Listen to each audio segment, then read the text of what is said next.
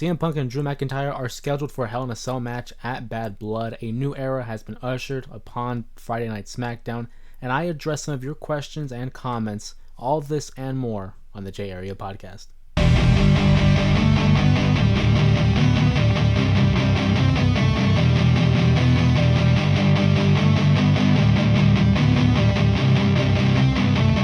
What is going on, pro wrestling fans? Welcome back to the J Area. My name is Jose Ramos Jr., and as we approach the fall season, we're getting closer to Bad Blood. I feel like professional wrestling hasn't slowed down.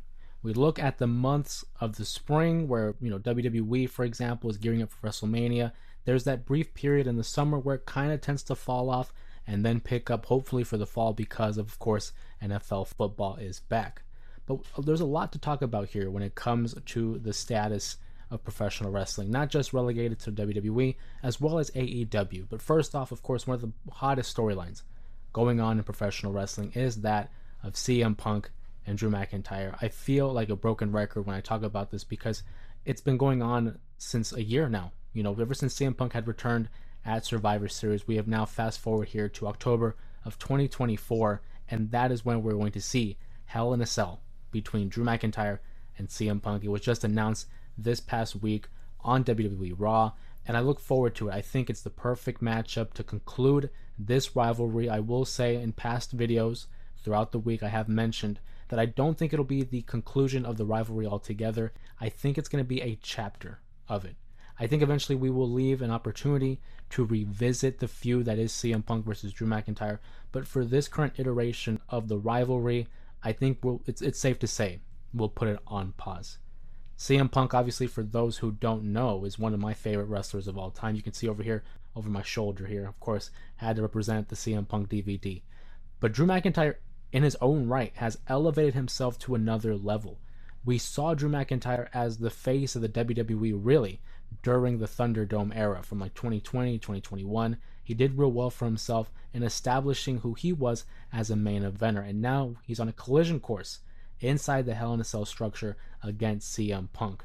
It has all the makings for a great match. It's already been a great story, and the event itself of Bad Blood has really been shaping up to be one of the better cards on paper. You look at the feud between CM Punk and Drew McIntyre, obviously Rhea Ripley and Liv Morgan. You have what's going on between the Bloodline and Roman Reigns and Cody Rhodes, which I'll get into in a bit when we talk about SmackDown. But CM Punk versus Drew McIntyre, without getting too much into it, because I do want to save some of that for the predictions video regarding Bad Blood when that is uploaded, I do believe that this should be the main event. I don't think there's any other match on the card that is worthy of it. I mean, sure, you can argue the whole Bloodline, Cody Rhodes and Roman Reigns, but in terms of the longevity of this story, because with the Bloodline, it's been on and off again involving Cody Rhodes. Roman Reigns was gone for the summer. Drew McIntyre and CM Punk have consistently been involved with each other since December at the very minimum. Because I know in November, Punk had made his return at Survivor Series. It seemed that he was first involved with Seth Rollins, but there were still interactions between him and Drew McIntyre. If you're going to blow off the feud, if this is going to be the matchup that ends the feud for the time being, it has to main event. It has to main event. Of course, October 5th, 2024, that's when we're going to be watching Bad Blood, CM Punk versus Drew McIntyre. But let's bring it back to present time. This past week, on Friday Night SmackDown, we saw a new era ushered in as SmackDown moves from Fox back to the USA Network, fresh with a new logo design, a new theme song that has been getting some criticism amongst a portion of the audience. I'll start with that. Of course, growing up in the 2000s, we had the Ruthless Aggression era. We had an era in SmackDown where it saw artists such as Marilyn Manson. We, of course, had that classic theme song that ran from 2004 to about 2008, 2009-ish with Rise Up.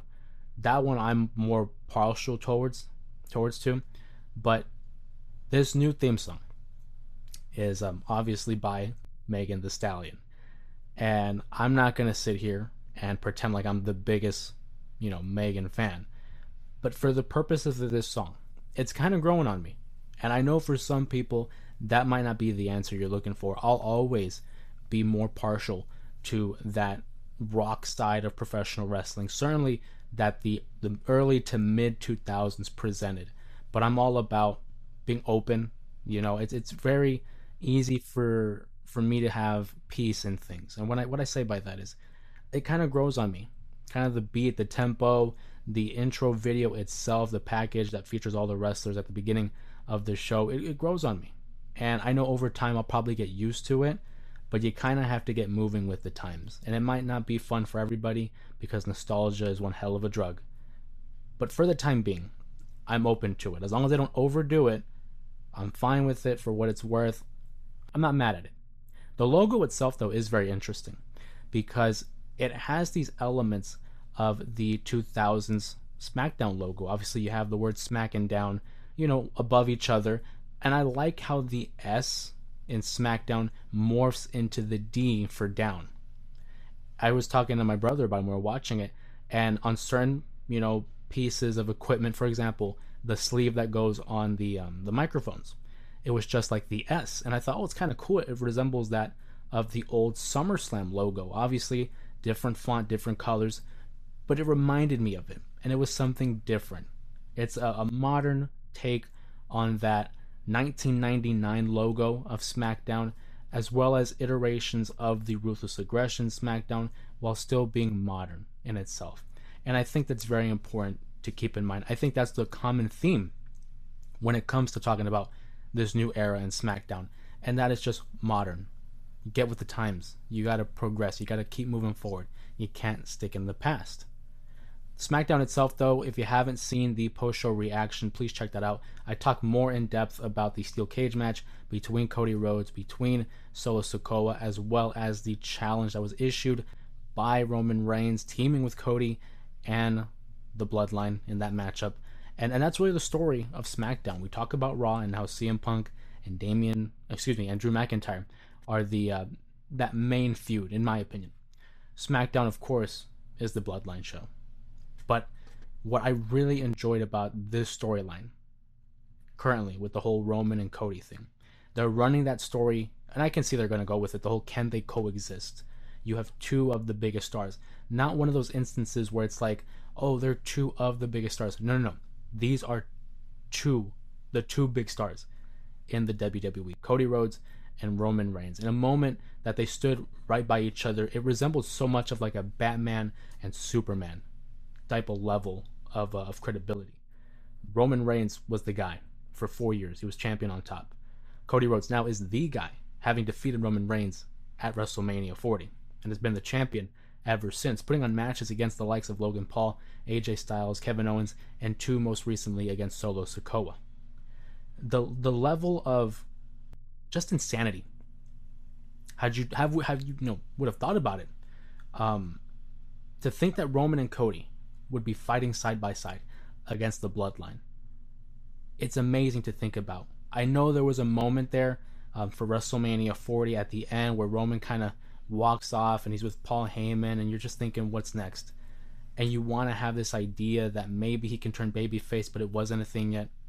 Then you have him return at SummerSlam, and he gives this acknowledgement, this sign of respect to Cody Rhodes, and you're thinking, okay, maybe they're cool.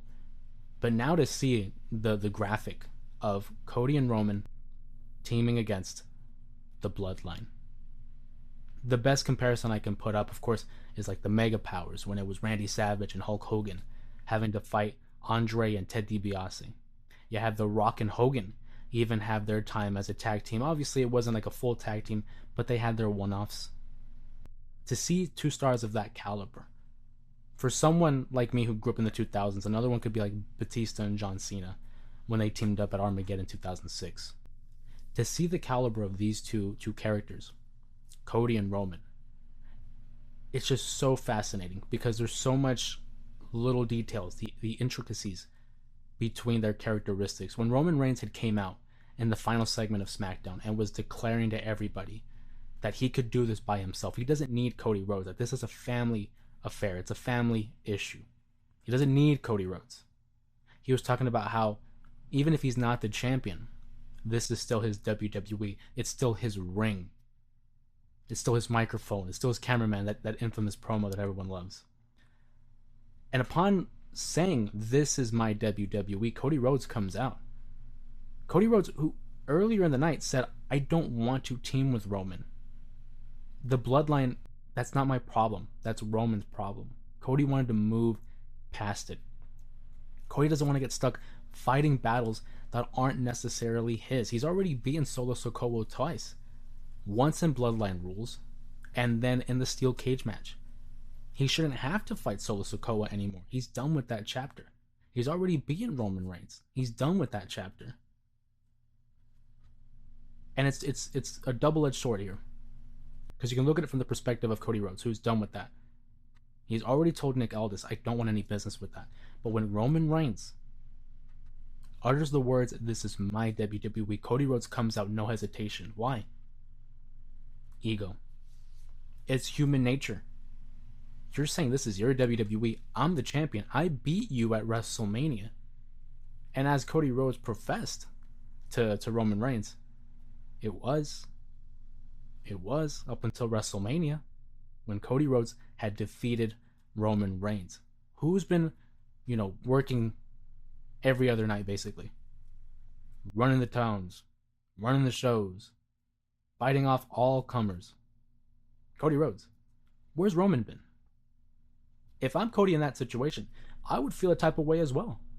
You're going to sit here, and we'll stand here rather, and say, "This is your WWE." Not anymore. It was that slight insult that Cody took to heart. Cody recognizing that the bloodline's never going to go away unless someone does something about it. So he and Roman are going to team up. But what I also like is Roman Reigns here doesn't have any allies. Has no more allies. Jimmy's gone. Jay's on Monday Night Raw. The wise man Paul Heyman, nowhere to be seen since being powerbombed through a table in Madison Square Garden. Solo has his own group. The consequences of those 4 years that Roman Reigns had an iron grasp over the WWE universe now has to come to the grips that nobody wants to team with him. Who would want to help a guy that demolished an entire locker room over the course of nearly half a decade? A full decade if you want to go back all the way to the Shield days. So to see Roman Reigns and Cody Rhodes team up, it's astronomical. You look at the matchup itself, it could go either way. I would find it very difficult to see Cody or Roman taking the fall. I find it very difficult having WWE plan this huge match to have one of their biggest stars take the pin or take the loss. But if you have them defeat the bloodline, does that kind of remove credibility from them? The easy answer really is Cody and Roman go over. They win the match. But then how are we going to establish more heat? The bloodline has the numbers. They do have Solo. They have Jacob, Tama Tonga, Tonga Loa, and who else might show up, right? Because that's always a possibility with this family. There's always someone showing up. Do they get the victory over the good guys, Cody and Roman? And if they do, who takes the fall? Is it going to be Roman? Roman just came back. I find it very hard to believe that he takes the fall. Is it Cody? Because if Cody takes that fall, that's your champion. Does the winner get a championship opportunity against Cody? Is it Solo? Because we just saw him beat him twice. They're not going to have him lose for a third time. Or is it Jacob? Do we see Jacob pin Cody?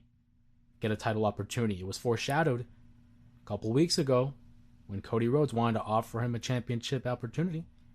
Trying to build a little bit of dissension and tension between Solo Sikoa and Jacob Fatu. That's always a possibility. So I'm curious to see the build.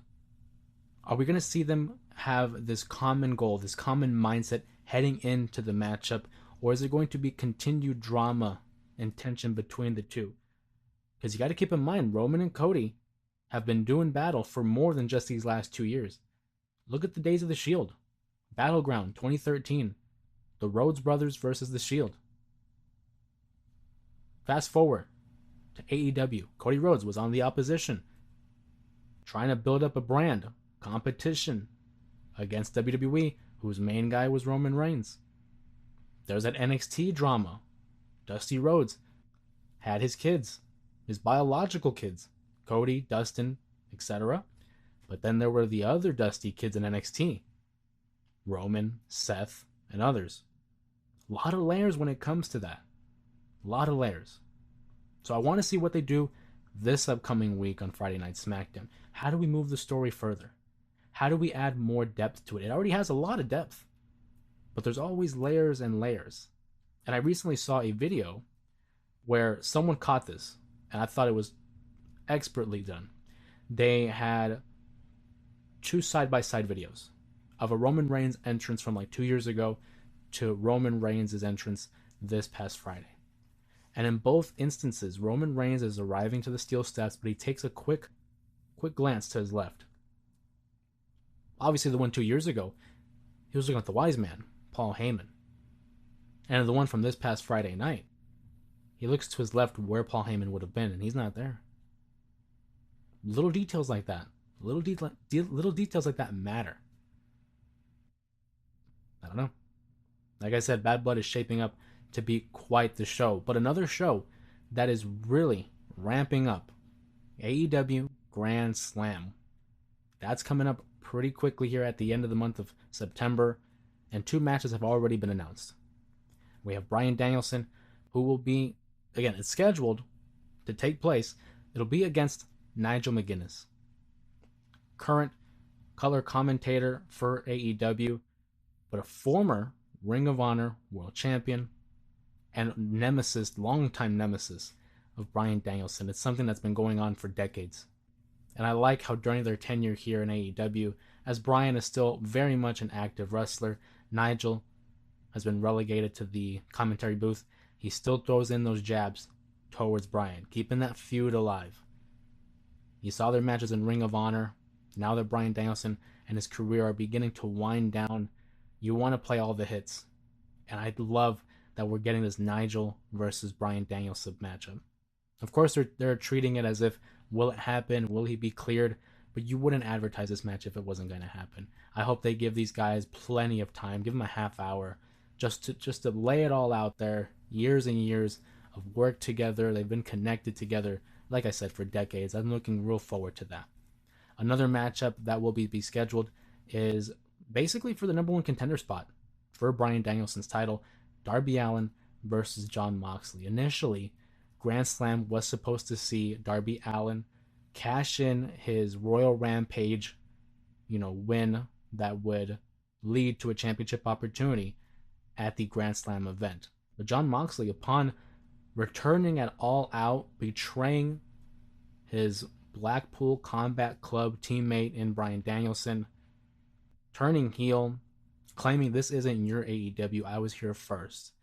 And he wants to jump the line, take this title spot away from Darby in order to face Bryan Danielson. A lot of moving pieces here when it comes to the story. We knew it was supposed to be Bryan versus Darby at the show, but I guess Jon Moxley jumped the gun, and now he's going to be facing him because some people were struggling with this because they wanted an explanation as to why Bryan just wasn't going to fight Darby. Why is he just going to fight Nigel? The explanation I took from it is that Bryan Danielson, after being attacked by Jon Moxley at All Out, hasn't been medically cleared, right? Leaving the door open for Darby Allin. Hence why Jon Moxley is trying to rid him of his championship opportunity that he had earned a couple months ago. Nigel McGuinness wants a match against Bryan Danielson. We don't know if it's going to happen. It will. But in kayfabe, we don't know it's going to happen because he's not medically cleared.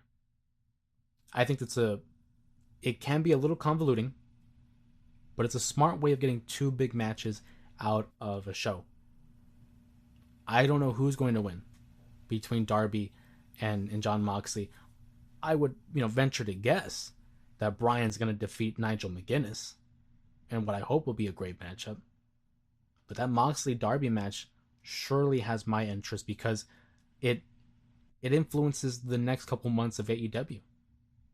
If you ask me, heading into All In, when Bryan Danielson was scheduled to face Swerve for the title. I thought, well, if he wins the title, it would make sense for him to fight Darby. But then there's Wrestle Dream. And Wrestle Dream takes place in Washington, where both men, Darby and Danielson, thinking about Daniel Bryan, are from. In interviews in the past, Bryan Danielson has said he would like to pass that torch to someone from Washington. He already beat Swerve, and Swerve right now is in the middle of a feud with Hangman Adam Page. So does Moxley win this matchup, earning a title opportunity against Moxley? I think so. Because if you look at it logically, why are we going to have Moxley challenge Darby for the matchup only for Moxley to lose? A lot of moving pieces here. A lot of moving pieces. But that's Grand Slam. Obviously, we know that Wrestle Dream is coming up. But we got to get to Grand Slam first. So with that being said, I know earlier in the week, it started dawning on me. How can I become a little bit more involved with the audience? I want to include your guys' opinions, your guys' voices. I want to hear from you. And what are your thoughts on the current state of professional wrestling? Not just within the WWE, but all around. TNA, AEW, Ring of Honor even, whatever the case may be. So I had posted on YouTube and on TikTok. I had a little post on the community tab on the YouTube channel asking for your guys' questions, comments, suggestions, anything that would come up as a means to address it on the podcast, which is something I want to incorporate more so every week when it comes to uploading episodes. So we're going to be diving in. I selected just a few of them. Obviously, it's one of the first instances of this participation on the podcast, so it's not as many as I would have liked, but we were able to get a few. So at the risk of having my phone on during the podcast, I'm just going to read off a couple of that I thought were interesting. So, for instance, there was one I had asked subscribers for some hot takes.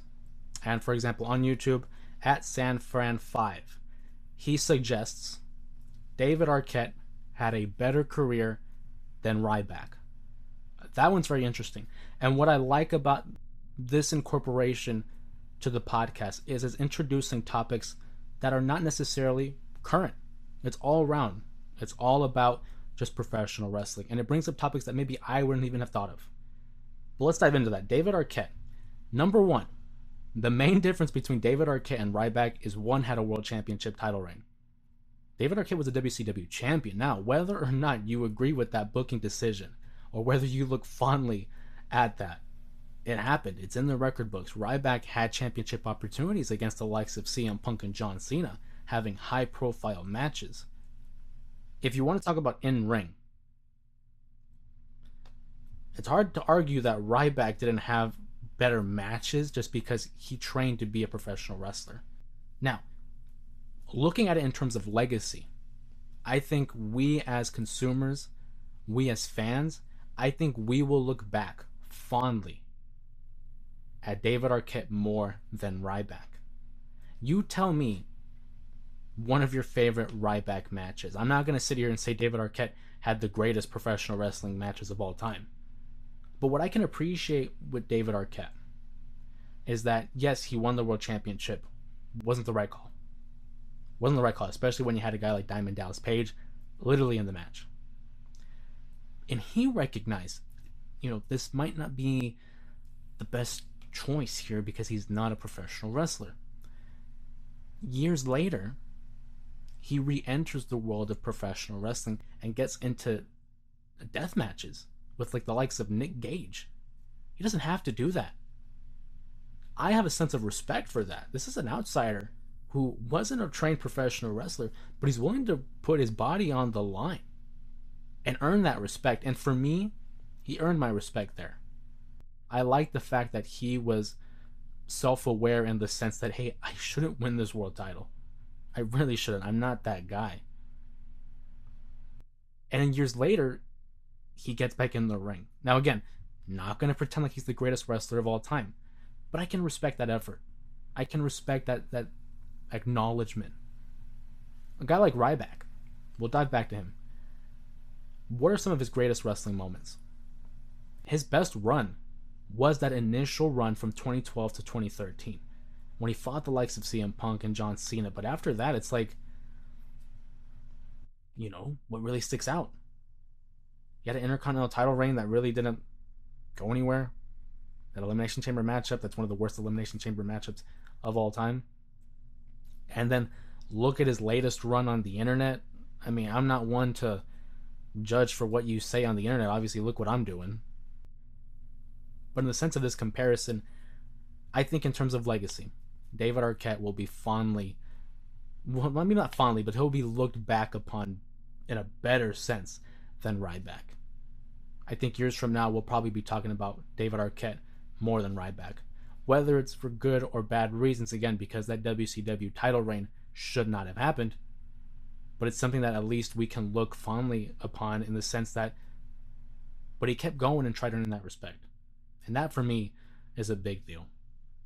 At Sanford5, he also mentions Iron Sheik is a better wrestler than Hulk Hogan.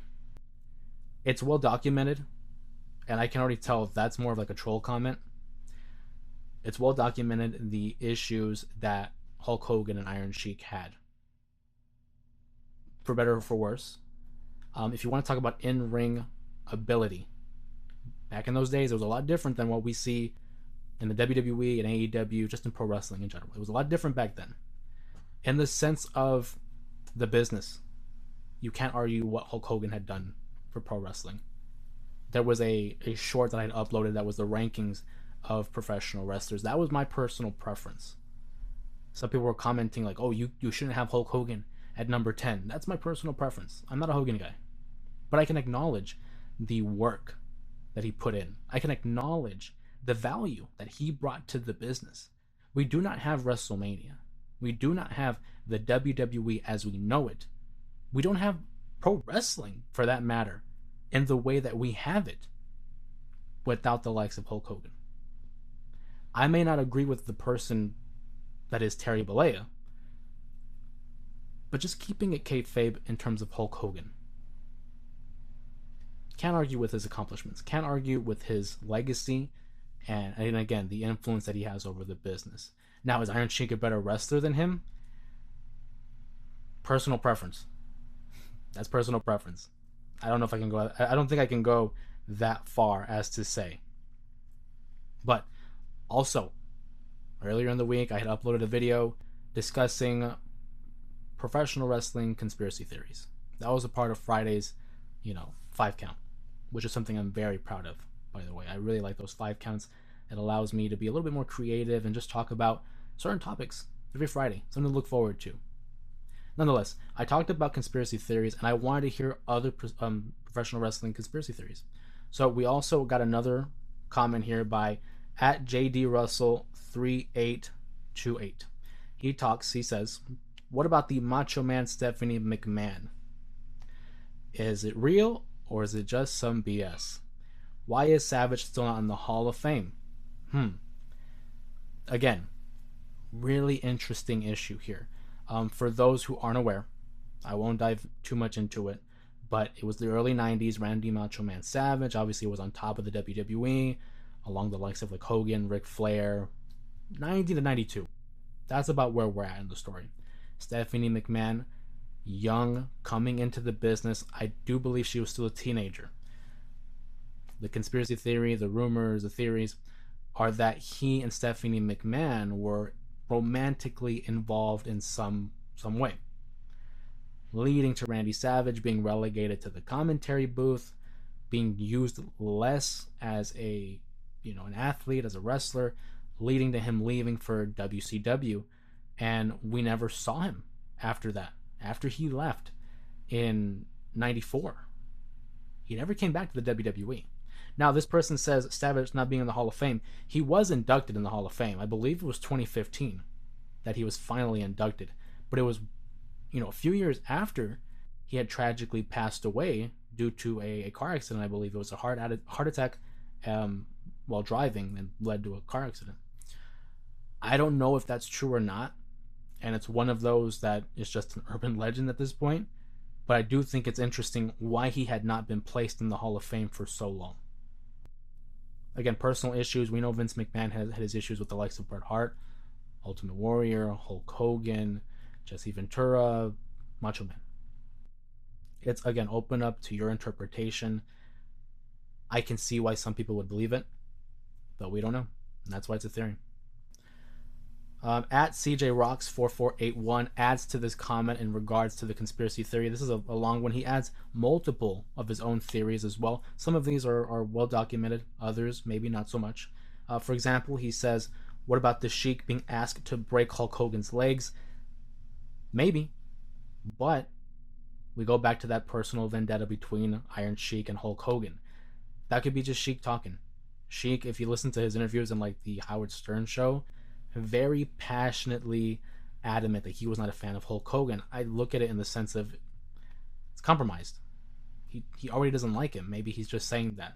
Not discrediting it. Maybe he was told that. I don't know. But those are my thoughts. He also talks about Tommy Dreamer plotting to kill Paul Heyman at WrestleMania 17. This one is very interesting. And it's a touchy subject, obviously, because you're talking about causing physical harm to another human being.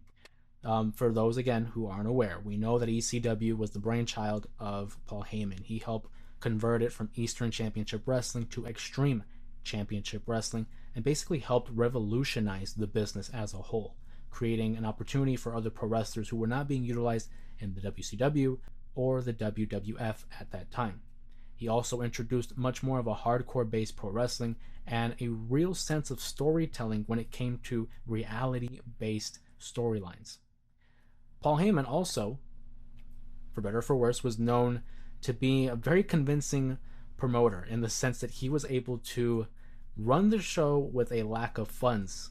It's been known that ECW basically worked under WWE, and that Vince McMahon, was helping them out in the sense of keeping them afloat. In return, they became kind of like a feeder company for the WWE. There was a time being when Paul Heyman and the ECW could not, make ends meet and financially were struggling. Paul Heyman could not pay his pro wrestlers. He could not pay his employees.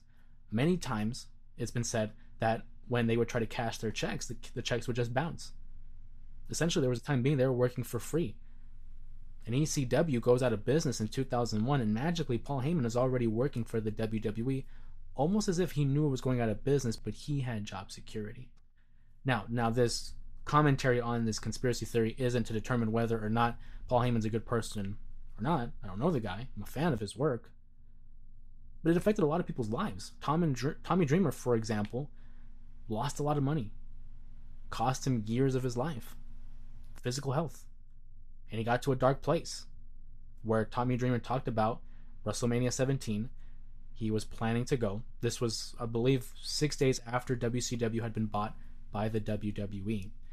Planning to go on live television and basically off Paul Heyman. But magically before WrestleMania, Tommy Dreamer is contacted by, I believe, Jim Ross and the WWE, offering him a contract to join the WWE as they were gearing up for the invasion angle that would see a collection of WCW and ECW superstars basically team up to overthrow the WWE and stopping his plan. Would he have gone through with it? I don't know. I hope not. But thankfully, we'll never find out. Again, one of the darker tales of professional wrestling. He adds another one, and I'm talking about at CJ Rocks. Warrior holding up Vince McMahon for money at SummerSlam for X amount of dollars. That one I totally buy. Ultimate Warrior had reached a point in his career where he was basically neck and neck with Hulk Hogan and wanted to be treated as a top star and was going to be asking for top star money. Vince McMahon probably didn't see it that way and had a hold up on his contract, didn't want to give him the money. Warrior wanted the money, so he held him up for that contract and just didn't end up showing at SummerSlam, which it wouldn't be the only time. There were a couple instances that Warrior would have these kind of issues with Vince financially, leading to him leaving the WWE, coming back in 96, and then leaving again until going to WCW in 98. That one I buy wholeheartedly. I don't even think it's a theory. I just believe it as fact. It just makes all kinds of sense, especially when you look at how the DVD in 2004, I believe, was released, the self-destruction of the Ultimate Warrior, where they really put out a hit piece on Warrior and his legacy, and really tarnished who he was as a professional wrestling and as an individual, to the point where the relationship didn't repair until well over a decade later, when they finally reached out to put him in the Hall of Fame in WrestleMania 30. But a lot of great theories there, a lot of interesting theories. I would love to hear more from you guys next week on the podcast. But I wanted to close out with one more. I'm not going to give this individual credit for his comment, but it is something I wanted to address, not only as a fan of professional wrestling, but being that it's my channel, being that it's my podcast. I can talk whatever I want on this podcast. This individual, he says, this is in response to one of the videos I posted talking about the boom period of professional wrestling. And he says, basically, it's all about the tribalism in pro wrestling. And it not directly, but basically how there are fanboys of the WWE or of ECW, or rather AEW, excuse me. We're talking about ECW for a while, still had it on the mind. AEW. I'm more in line to speak about the WWE because I've been a fan of them for 25 years, easily. AEW is still relatively new. I'm a fan of AEW. I'm a fan of professional wrestling. So when I see comments, and not necessarily directed towards me, believe me, that's not what this is about, just in general, about professional wrestling. So when I see it, for example, online, and I see like pictures of an AEW arena and how they only fill up to maybe 40% capacity, it's kind of rough to see. Okay, you're showing a picture and you're demonstrating, they're not doing the best at the moment. But to go even further and to demonize AEW fans or professional wrestling fans for watching AEW, that's not cool. That's not what this channel is about. When AEW does something interesting or does something great, I try to highlight it.